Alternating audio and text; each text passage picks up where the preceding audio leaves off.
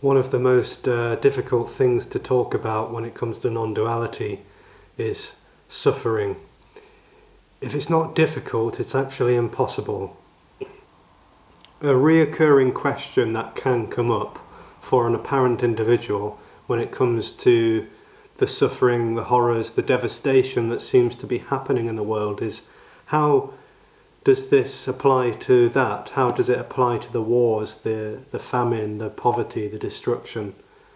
How does it apply to that? How can it help people who are suffering with all sorts of devastating life situations? What's this message doing for them? How can it help them? How can this be applied to make the world a better place?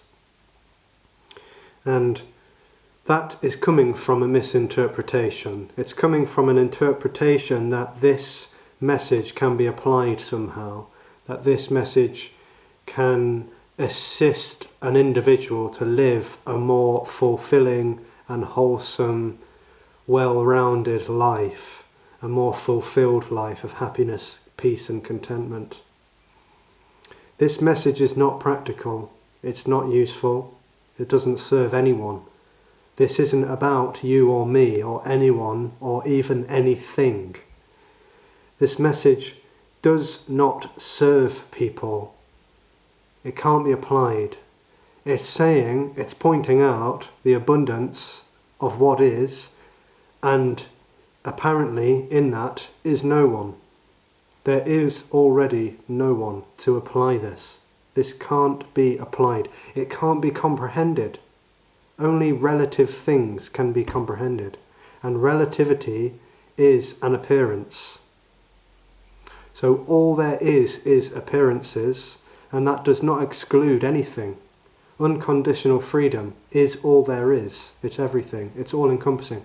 Unconditional. The word unconditional cannot be comprehended. All that can apparently be comprehended is conditioned things. But comprehension and conditionality are both appearances. It's not real. Nothing is real. So this message is useless. It's not practical. It can't be applied. If an individual apparently tries to apply it, even though they're not really doing that, what happens is some kind of detachment or suppression of emotions, or avoiding relationships, or apparently avoiding responsibilities, or becoming careless about life. It's a total misinterpretation. It's based on the misinterpretation that this is a piece of knowledge that I, the individual, can know about and use this. It can't be used. There is already no one. And this is going to sting, and a lot of people will get very upset and annoyed, and that's what's happening. You know, it's a deep, it's a loss. This is a loss. This is a loss. It's just what is appearing to happen, and you know, what can happen is the relief for the organism, for the body of the individual that's trying to get a better experience, or trying to find out what the hell's going on, or why this is all happening. There is no why. There is already nothing happening. And there is still a response to pain and suffering. Of course there is. Of course there is. You know, there's still a response to the pain and suffering that apparently goes on in the world, but it's not being done by someone. It's not coming from a position of a centre. It's not really someone doing that. Response to pain and suffering happens, regardless of if there's an illusion of someone thinking they're in control of that or not.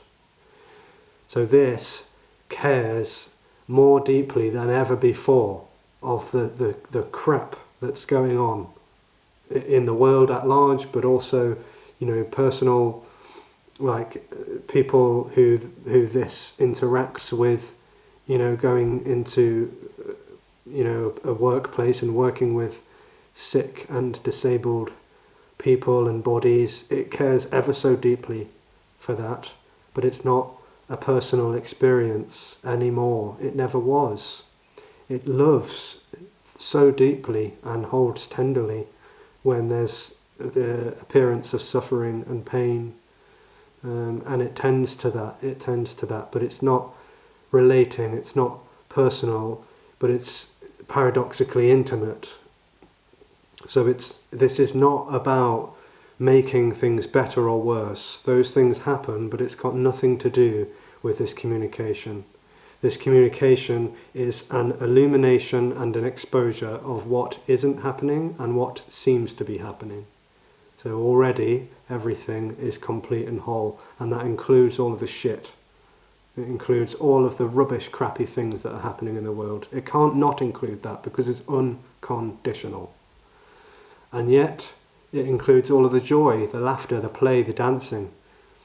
And what seems to happen for many is that when this unravelling of the illusory simulated centre seems to happen, life is just more sort of radically free and simple to be what it is. It's ordinary, and yet it's totally extraordinary. It's stunning, it's magnificent, and yet it's totally simple and ordinary. And it's not personal, and it's not, for most bodies, it's not serious, like this character doesn't take itself seriously, but it still responds with care and love towards all sorts of situations. And of course it's easy, apparently it's easy for bodies to sit and talk about this in a comfortable, warm space, whether it's talking about this or listening to this, in a comfortable space at home, with shelter and warmth and food. It's apparently easy to talk about it. The situation would probably, on the surface and in the world of appearances, look a lot different if the body was in a warfare situation. So this isn't about getting things better or worse. It's just pointing out. It's just an illumination and an exposing of what is. So everything is empty, and it's full simultaneously. The world of appearances. So that will answer some questions, and it may evoke more questions. And that's all just free to be what it is. It's all just free to be what it is. Much love.